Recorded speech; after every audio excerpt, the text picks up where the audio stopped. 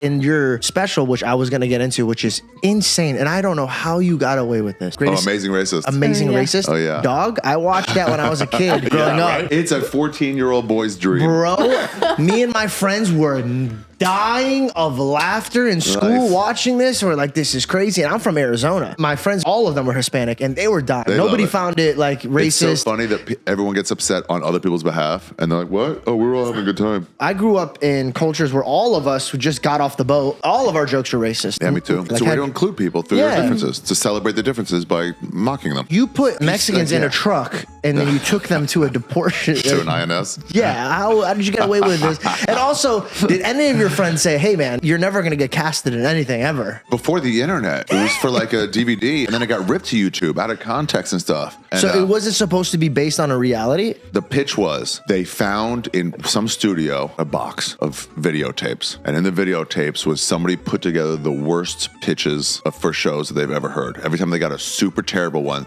they threw that in this box. That makes it so much funnier. Another one's about people who scare people at funerals that like jump up out of a casket. Bah! And it's like, what? Where's my dad? This one was The Amazing Racist. And it was just the most racist guy. It made you look really bad because there was one scene where they threw a tomato at you and you were like, hey, don't throw the tomato. Your cousin picked it. Like the lines in this were wild, bro. And I was like, they came to me with an idea and I was like, that's a cool idea. Let's go way farther than that. The Mexican people that were in the truck, they were just actors. Yeah.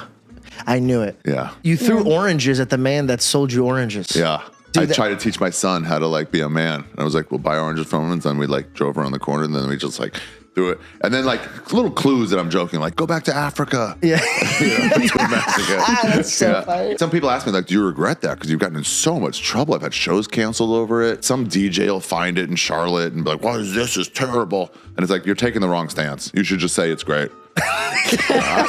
You could also just have just as much press from it by propping it up. How would I regret when some guy I've never met in Arizona, decades later, was laughing with his friend?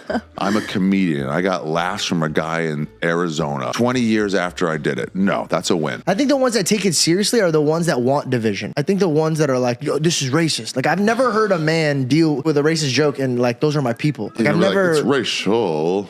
I don't know about racist. I think racist has to be like a legitimate stance, like where you're actually... You actually don't like the other. That's when everybody could get along. Like, yo, chill out, bro. Like, you need to chill out. Yeah, right. If you're being racist to be racist, that's a whole different story. And like, who's really racist? Almost nobody. There's some jokes online. Who's really like, I'm not hiring a Jew at my company. What do I want it to succeed? Yeah, right. yeah. I mean, on Fortune 500 list? No thanks.